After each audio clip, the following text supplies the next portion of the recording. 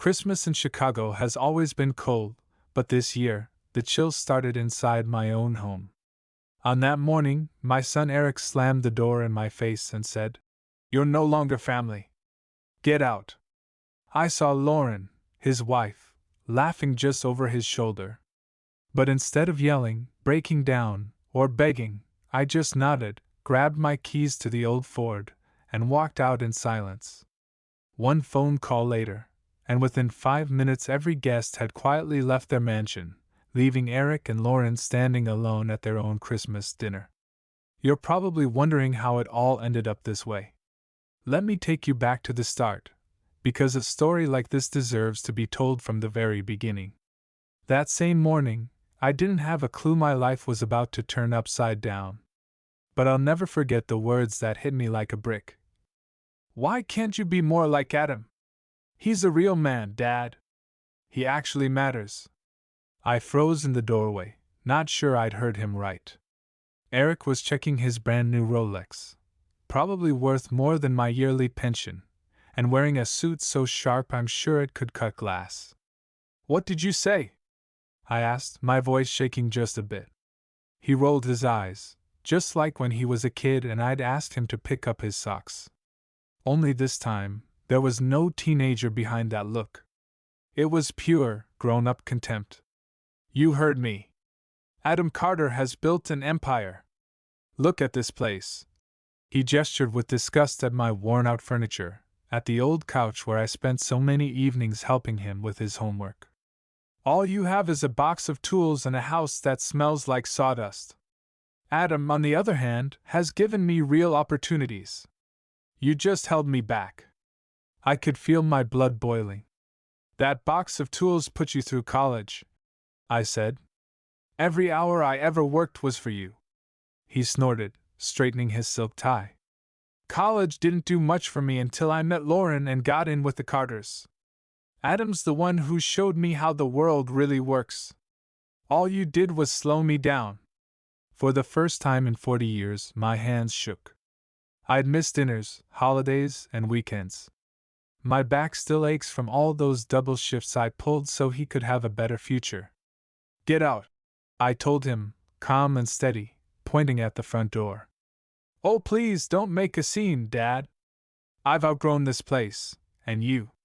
He took slow, deliberate steps past me. "Maybe it's time you realize some people are just meant for bigger things." He slammed the door so hard the family photos on the mantel rattled. And just like that, I was standing alone in the quiet, staring at the ruins of everything I built for my family. My son, the same kid I taught to ride a bike, the one I cheered on at every Little League game, had just erased 4 decades of my life with a sentence. Outside, I could hear someone dragging something heavy over the driveway, but I couldn't find the energy to care. I sank into my old leather chair, the one with the hole in the arm from Eric's run-in with scissors back when he was 6. The rest of the day, I went through my routine like a ghost. Hung up my work shirt. Avoided the bathroom mirror. Didn't want to see just how much I'd aged overnight. I could still hear his words ringing in my ears. "A real man. Real money. That's what matters." And I remembered when he was 8, so proud to show off the tools set I'd given him for Christmas. "My dad builds everything himself," he used to tell his friends. When did pride turn to shame? I still remember the night I worked until 3 a.m. on a job site, just to make it in time for Eric's high school graduation, showing up in clothes stained with coffee and dust, my hands cracked and tired. After the ceremony, he hugged me and whispered, "Thanks for always being there, Dad." Those same hands he was now ashamed of. That night, sleep didn't come easy. My mind kept looping through old memories and Eric's sharp words. I stared up at the cracked ceiling, trying to remember the last time my son had called just to check on me. Not for money, not for advice, just because. The silence in my house felt bigger than ever. Even the furnace clicking on in the basement sounded lonely. I couldn't stop replaying that look on Eric's face. Not the anger I could handle, I'd seen it 1,000 times. It was the embarrassment. I'd spent my whole life thinking I was building something solid for him, something to be proud of. But now, all he saw when he looked at me was a dead end. When dawn finally broke, I sat up and stretched, joints creaking more than usual. The city outside my window was covered in a fresh layer of snow, that perfect, silent blanket that made even the roughest neighborhood look clean and peaceful. Most years, that first snow would get me humming old carols under my breath, but not this time. I shuffled into the kitchen and put on a pot of coffee, trying to stick to my routine. Habit is a stubborn thing for an old man. I pulled on my worn flannel shirt and jeans, stepped out onto the porch, and was greeted by the sharp cold of a Chicago December. Except this morning, something was off. My mailbox, the same one I'd bolted to a new post after a winter storm 4 years ago, was hanging sideways, door cracked, paint scratched. I bent down, ignoring my protesting knees, and saw it wasn't just a gust of wind or a careless neighbor. This was deliberate. A bat or a crowbar had twisted the metal. Fresh footprints in the snow, size 11, led up to the curb. Kids, I muttered, but in my gut I knew better.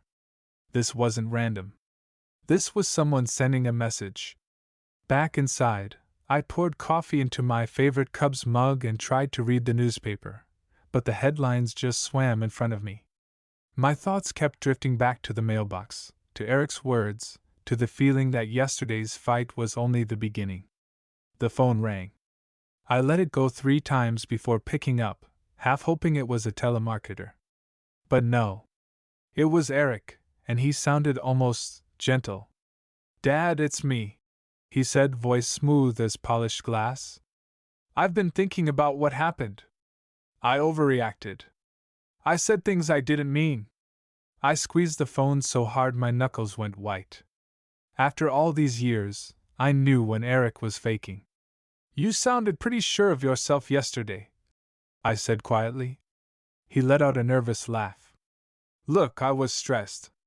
Lauren's family can be a lot sometimes, you know. Let's not make this bigger than it is." Then, just like that, he launched into an invitation. "Lauren and I want you to come to Christmas dinner. Nothing fancy, just a few friends. Adam Carter will be there, and some business partners. Dinner's at 6. Lauren's making her roast." Something inside me screamed, "Don't go." But there's a part of every father that wants to believe in his son. So I said, "I'll be there." Eric's next words: "Maybe wear that nice suit, Dad. First impressions matter to Adam's crew." He hung up, but didn't hang up all the way. In the background, I heard Lauren's voice, muffled but clear enough. "He totally bought it. Just wait till Adam sees the contrast, your father versus the real success story. He'll eat it up." Eric laughed, cold and satisfied. "This'll seal the deal. Dad's legacy is as good as ours." My hand shook so badly I almost dropped the phone. Their apology, the invitation, it was all a setup. They wanted to parade me in front of Adam Carter and his friends, use me as proof that Eric had risen above his blue-collar roots. That's when the hurt started to turn into something else: resolve. If they wanted a show, I'd give them one they'd never forget. I sat at my kitchen table for a long time, just staring at nothing. My son, my own flesh and blood, had set me up to be the evening's punchline. The more I replayed those overheard words, the more my pride burned through the sadness. Lauren's voice rang in my ears. "He'll eat it up. Just wait till Adam sees the contrast." It wasn't just about me anymore. They wanted to use me to climb higher. To them, I was nothing but a prop. I walked to the living room window and looked out at my crooked mailbox, the snow undisturbed since morning. Suddenly it all clicked: the vandalism, the fake apology, the invitation to their Christmas dinner. This was psychological warfare, pure and simple. They wanted me to feel small. But I wasn't about to give them the satisfaction. I spent most of that day in quiet reflection, sorting through memories and regrets. There was a photo stuck to my fridge, Eric at his high school graduation, both of us beaming. I'd worked double shifts just to afford that private school. Now, that same kid wanted to parade me in front of a room full of millionaires as living proof of what he'd overcome. By noon, my mood had shifted. The sadness was gone. In its place was a clear, focused determination. I picked up Adam Carter's business card. He'd handed it to me last year at Eric's birthday. "Call any time, Frank," he'd said. "We ought to get to know each other better." I'd appreciated Adam's directness then, and now, that straightforward approach was exactly what I needed. Maybe, just maybe, he'd want to know what kind of people he was dealing with. I spent the afternoon rehearsing what I'd say. I didn't want to sound like a bitter old man, but I also wasn't about to let Eric and Lauren get away with this. My plan was simple: tell Adam the truth. No drama, no anger. Just facts. So at exactly 4:30, I dialed Adam Carter's office. He picked up on the second ring, voice steady, just as I remembered. "Mr. Carter, this is Frank Harrison, Eric's dad," I began. "I know this is unusual, but I think you deserve to know what's happening at your own Christmas table tomorrow night." There was a pause, then Adam replied, his tone instantly serious. "I'm listening." I told him everything I'd overheard. The plan to use me as a prop. The mailbox, the setup, the fake invitation. I laid it all out, clear and calm. When I finished, Adam was quiet for a moment, then said, "Thank you for telling me. I had my doubts about Eric, but this changes things. Leave the rest to me." I hung up, my heart pounding with a mix of nerves and relief. For the first time in days, I felt like I'd gotten a little of my dignity back. That night, I set my old house in order, tidied the living room, set out a fresh shirt, even baked an apple pie. If life was going to put me on display, I'd do it on my own terms. Let's see whose character shines brighter when the spotlight is on. The next evening, I drove my old Ford through the winding roads of Northbrook, heading toward Eric's place. All around me, million-dollar homes glowed with holiday lights, giant candy canes, life-sized reindeer, front yards that looked like they belonged in a Christmas movie. It was a world away from my little house on the south side of Chicago, but I kept my head high. I parked next to a silver Porsche and a black Mercedes, my humble Ford standing out like a sore thumb in that lineup.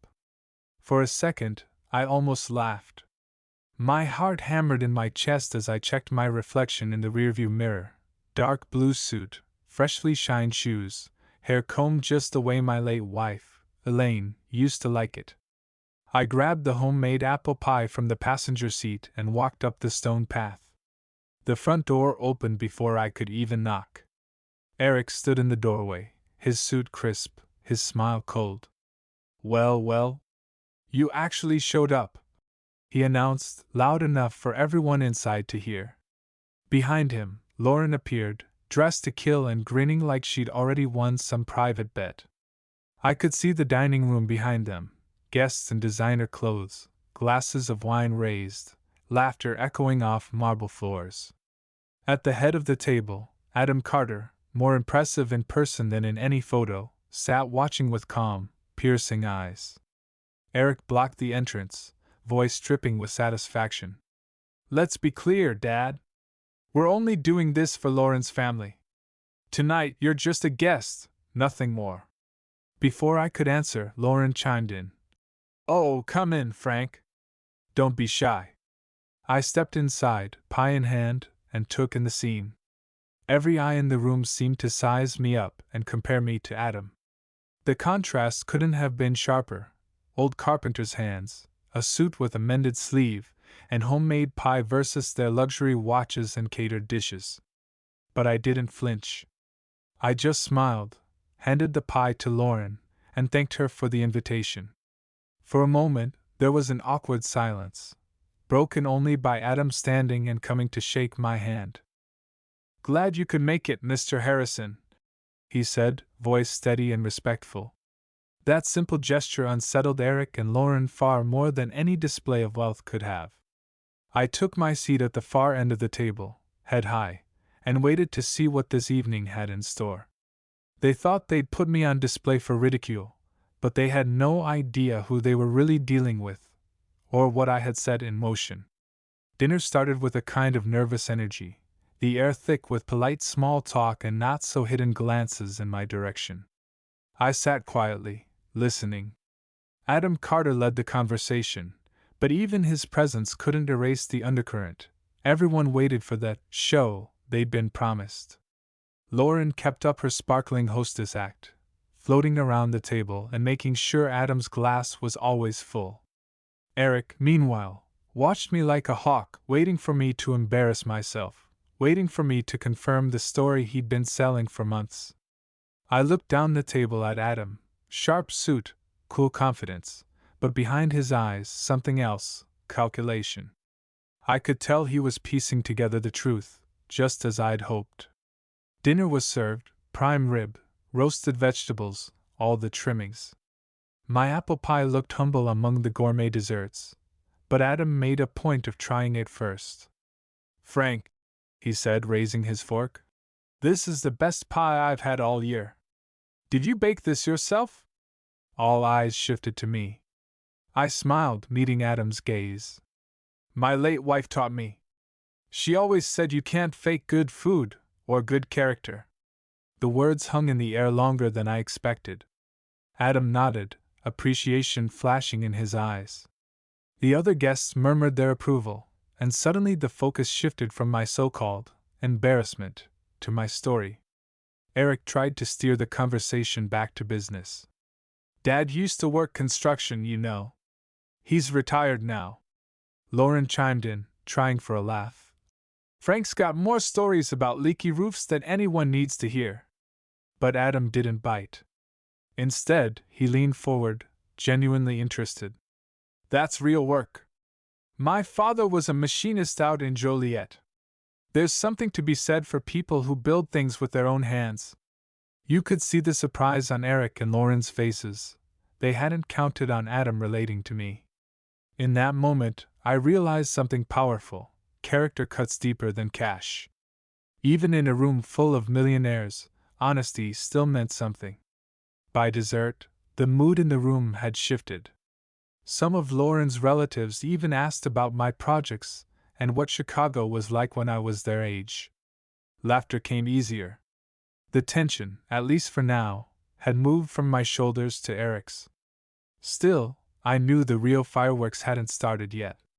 Adam was just getting warmed up, and so was I. After dessert, the conversations quieted.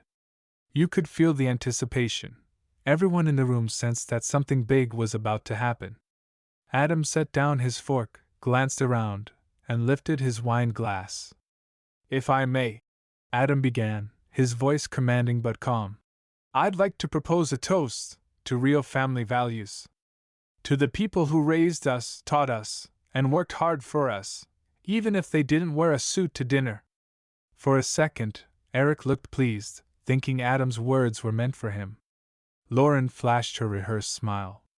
But Adam's gaze found me, and his tone grew sharper. "There's a difference," he continued, "between people who build something with their hands, and those who build their self-worth by tearing others down. Tonight I was reminded of what matters more than money: character, loyalty, decency." A hush fell over the table. Some of the guests looked down, others studied their wine. Eric tried to laugh it off. "Well, you know how it is, Adam. Times change. These days, it's all about making the right connections." Adam's reply cut the air like a cold wind off Lake Michigan. "Connections are worthless without character." The silence was so deep I could hear the faint ticking of Lauren's designer watch. Then, as if on cue, the front door opened. More guests began to excuse themselves, one after another, gathering their coats and thanking Lauren for a lovely evening, but their eyes said otherwise. Within minutes, the elegant dining room emptied out, leaving only Adam, a few trusted partners, and my son and his wife. Eric stood, face red, voice shaking. "What's going on? Why are you all leaving?" Adam stood as well, facing Eric directly. We're leaving because I don't do business with people who disrespect their own family. Tonight was supposed to be about celebrating success, but I won't be a part of a charade built on pride and manipulation. Lauren's voice was barely above a whisper. You don't understand. Adam didn't flinch. I understand perfectly. I came here for Christmas dinner, not a lesson in betrayal. He turned to me. Frank, would you join us for a real holiday meal? I think we'd all prefer your company. In that moment, I felt a quiet strength settle inside me. Eric and Lauren stared at me in disbelief, the carefully constructed world they'd built starting to crumble. I simply nodded, set my napkin down, and walked out of the room, leaving them with the silence they deserved. For the first time in a long while, I felt proud. Not because of the house or the money, but because of the man I'd chosen to be. We stepped out into the frosty Chicago night, Adam and his colleagues by my side. The wind was biting, but I barely felt it. For the first time in years, I didn't feel small, I felt seen. Adam's black SUV led a quiet parade of expensive cars through the city, but I insisted on driving my old Ford. Habit, I said with a grin. And besides, she still runs better than she looks. We drove to Adam's own house, a warm, inviting place on the edge of the city, where the decorations were simple but genuine. Inside, the kitchen was already buzzing. Adam's wife, Julia, welcomed everyone like old friends, and his teenage son gave me a nod of respect you can't fake. The atmosphere was different here, no forced smiles, no competition. Adam's friends, all successful in their own ways, asked about my life, my building days, even about Elaine's famous pie. I was just Frank, not the prop, not the lesson, just a man among equals. Over dinner, conversation flowed easily. We shared stories of tough winters, hard-earned victories, and the people who taught us what mattered. Adam's wife brought out a homemade casserole, and I noticed that more than one guest reached for seconds of my apple pie. Later, Adam pulled me aside. Frank, thank you for your honesty. You reminded all of us tonight that it's not what you own, it's who you are that matters. I nodded, grateful but still a little overwhelmed. Sometimes it takes losing almost everything to see what you really have, I admitted. Adam's eyes softened. Eric and Lauren will have to live with the choices they made. But you, tonight, you set the record straight for everyone. As the evening wound down, I looked around at the laughter, the genuine connection, the warmth of real hospitality. For the first time in a long time, I felt at home. I realized something important. Sometimes the family you need is the one you find, not the one you're born with. The next morning, Chicago woke to a quiet snowfall. I sipped coffee in Adam's kitchen, watching the flakes drift past the window, feeling a peace I hadn't known in years. My phone buzzed. 10 missed calls from Eric. A few from Lauren. I ignored them all. Later, as I packed up my things to leave, Adam's wife handed me a container of leftovers and a handwritten note. You're welcome here any time. Merry Christmas, Frank. I thanked her, and shook Adam's hand. He pressed a business card into my palm. Don't be a stranger, Frank. If you ever need anything, work, company, a friend, you call. On the way home, my phone rang again. This time I answered. Eric's voice was thin, desperate. Dad, you have to come back.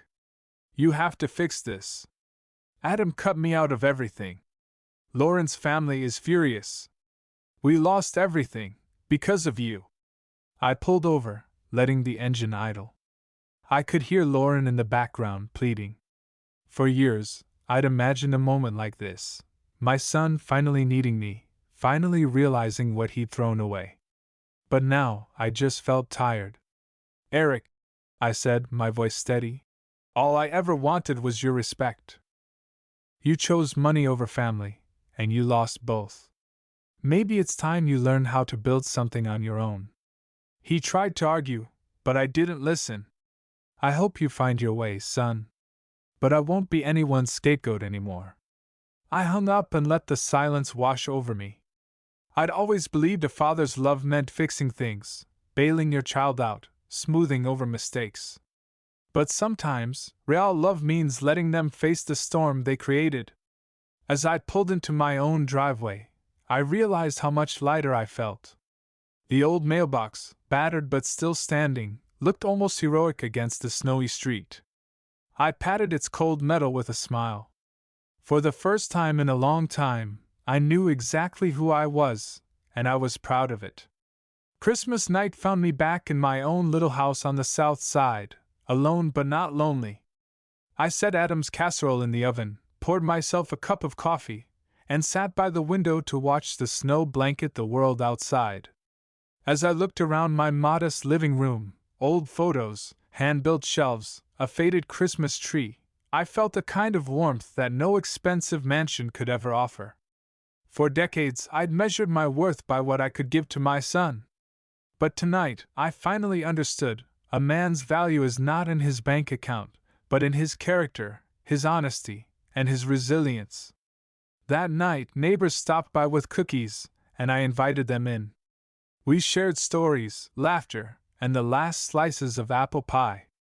There was no judgment, no keeping score, just simple, genuine kindness. Later, I found the old toolbox Eric had once been so proud of. I placed it on the table and ran my hand over its dented lid, smiling at the memories. Maybe Eric would come around someday. Maybe he wouldn't. That part was no longer up to me. As the evening wound down, I stepped outside to take in the night air.